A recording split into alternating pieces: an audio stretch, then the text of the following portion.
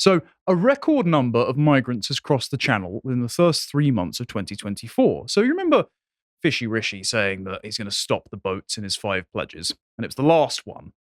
And it's admittedly because it's absolutely the lowest, if not at all, a priority for the Conservative government that just want infinity foreigners to keep the GDP ticking up.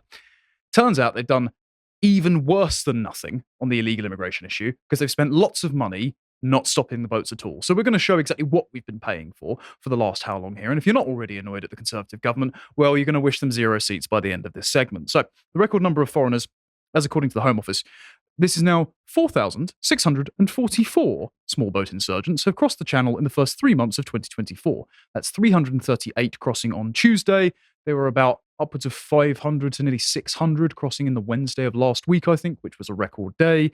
So that means the cumulative number of arrivals so far is 23% higher than the total at this point last year, which was only 3,770, and 12% higher than the total at this stage in 2022, which is 4,162. So it's not a year-on-year increase, but it is an increase skipping a year.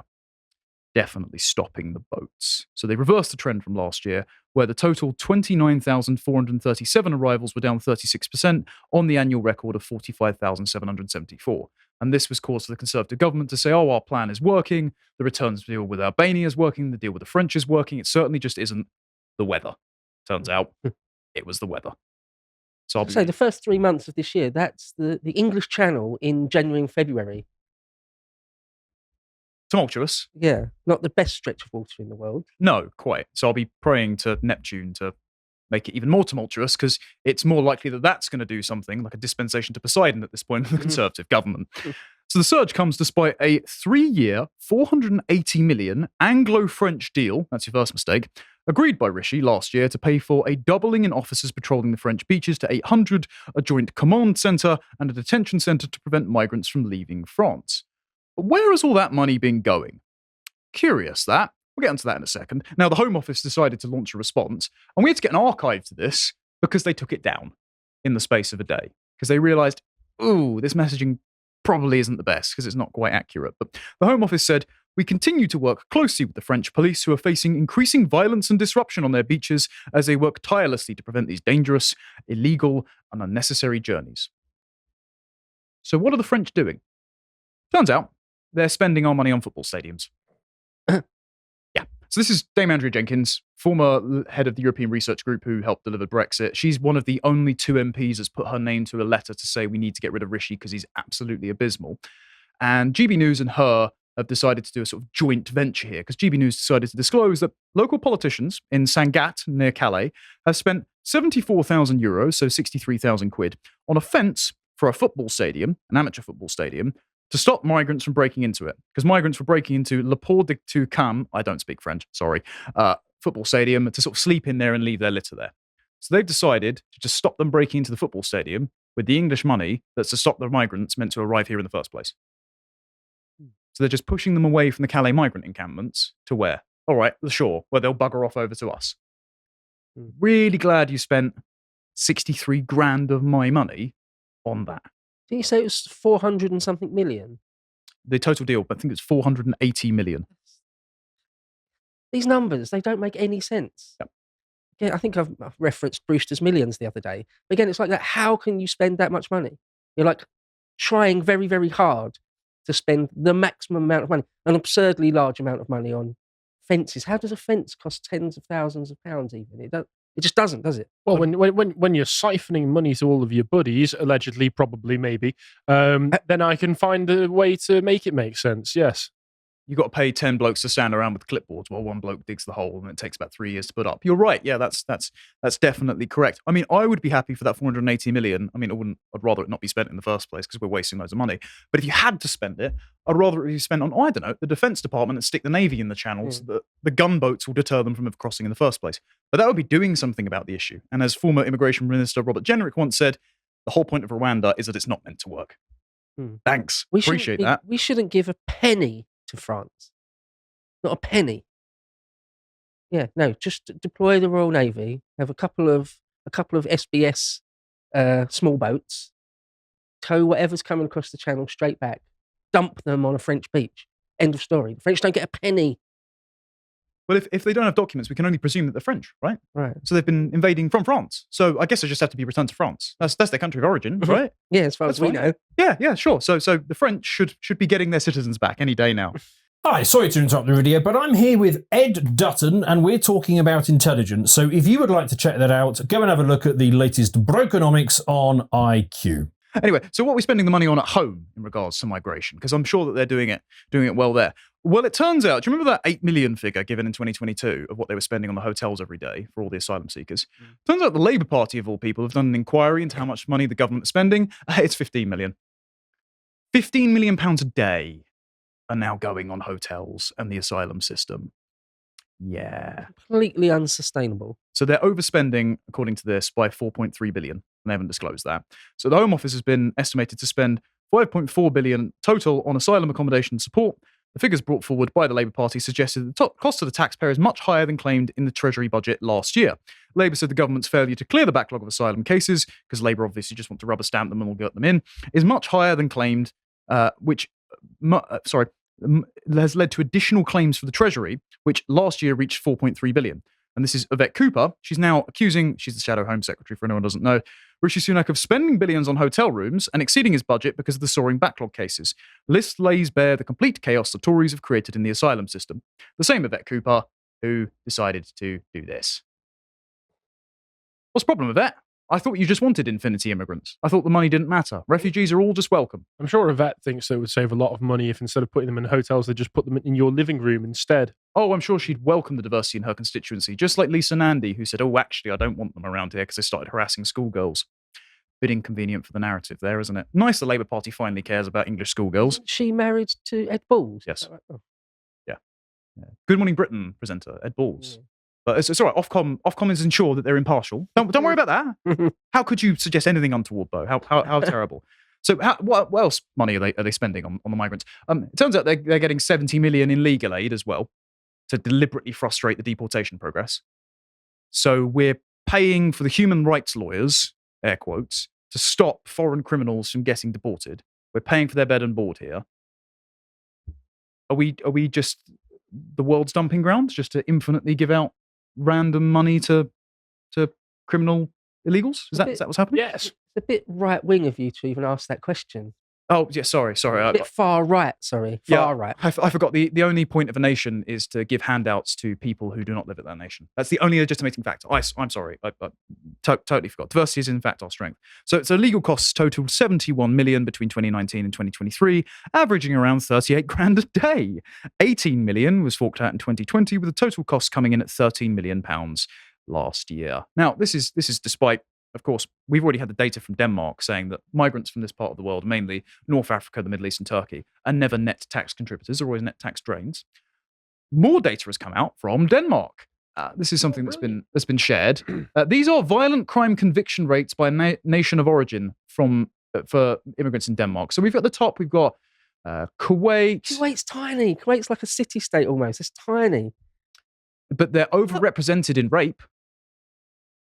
Great, diversity is our strength. Tunisia, Lebanon, Somalia, Jordan, Uganda, Morocco, Iraq, Algeria, Yugoslavia, Ethiopia. I'm seeing a sort of pattern here. And these are conviction rates as well. So this isn't even arrest rates like what we have to use. I don't even know if the ONS and the Metropolitan are even continuing to take the ethnic data on who they arrest. But on the ONS, all they give is arrest rates.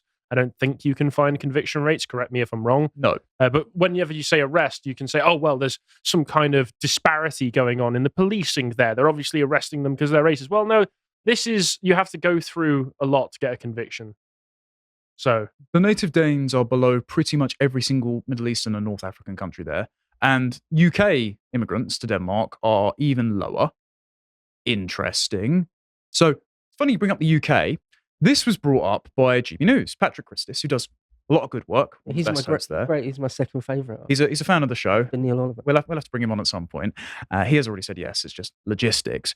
Patrick and his team decided to say to the ONS, the Home Office, the Ministry for Justice. Can we get a freedom of information request on this for the UK? Because that'd be great. Because obviously That's the a UK. reasonable question. Isn't Yeah, it? it'd be great. Obviously, we're not recording tax contributions by ethnicity anymore because that looks bad. We're not recording arrest rates or criminal Racist. convictions by ethnicity because that would be racist. Yeah. So can we at least get, if asylum seekers are committing sexual assaults, like Abdul Azidi, that'd be great to know. And they said it would be too expensive.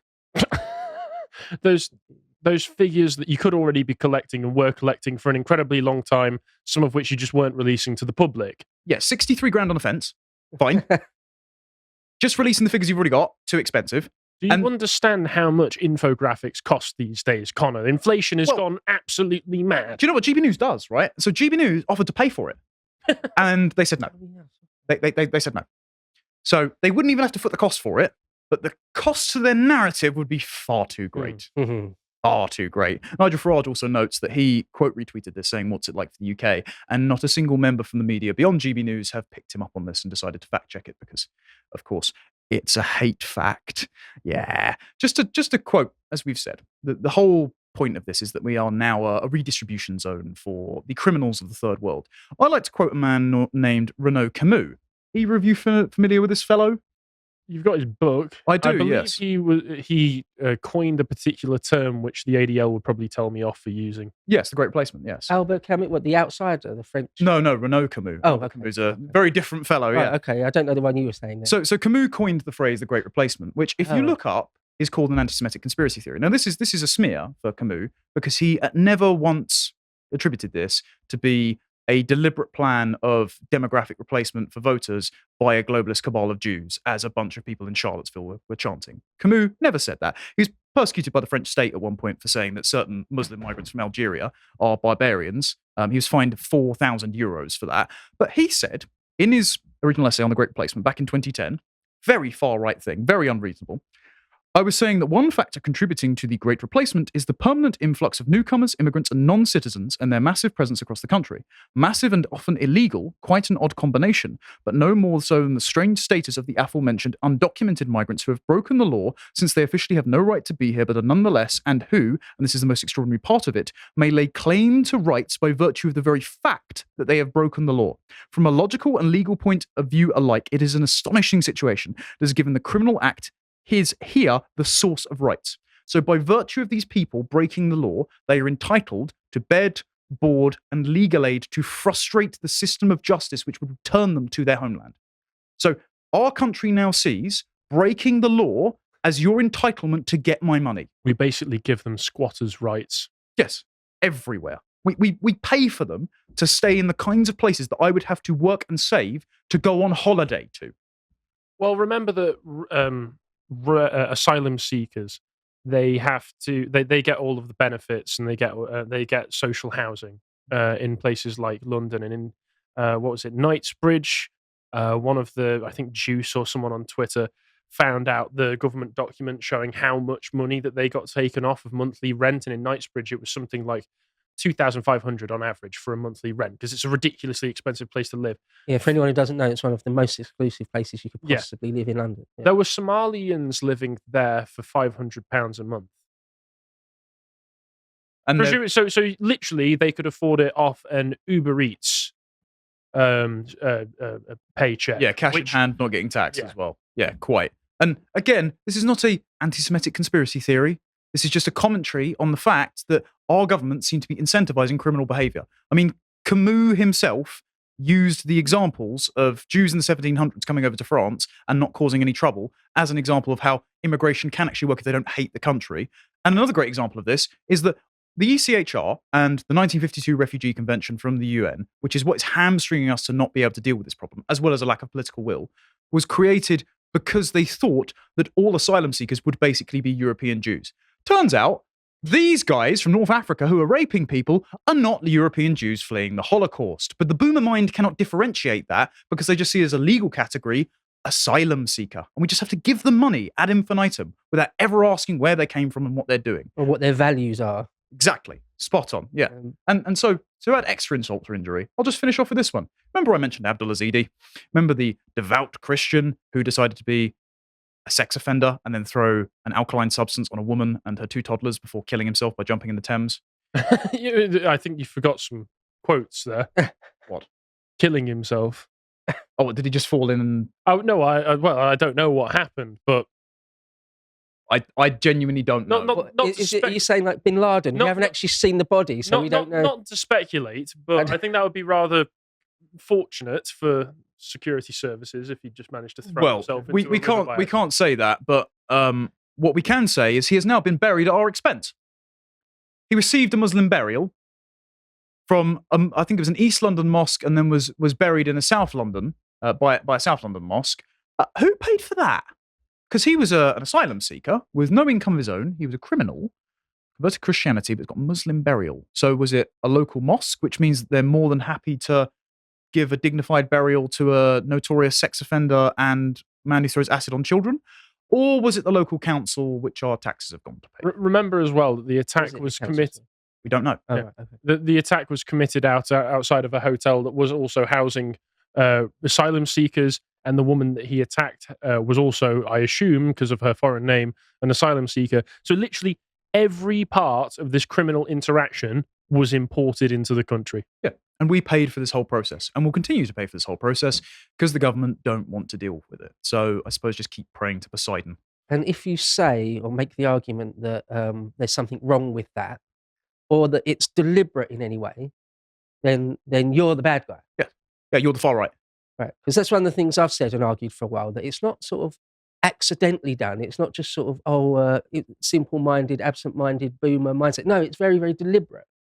You don't, as a government, say, the Home Secretary of Home Affairs, you don't accidentally fail to send the Royal Navy into the Channel every single day. You don't accidentally keep spending tens of thousands of pounds a day on hotels for asylum seekers. It's not incompetence. It's actively, deliberately done. Or give 3.4 million legal visas as well, which isn't even in this conversation. So it's not Fraser Nelson, just an accident. Or just accidentally rubber stamping asylum claims as fast as it's physically possible to do. Oops, sorry, accident, sorry. Perhaps it is that these people who are in those positions would love to do something, but they're afraid that if they did, then their chances of standing with reform would vanish. Perhaps that would be it. That would be terrible. Absolutely. If you appreciated that episode from the podcast of the Lotus Eaters, you can go to lotuseaters.com to get access to all the premium contents on the site, such as our Lads Hour, this episode, and what would you do if you were king for the day. If you want to find out what else is being put out, you can follow on Twitter at lotuseaters_com on Twitter. Thank you and goodbye.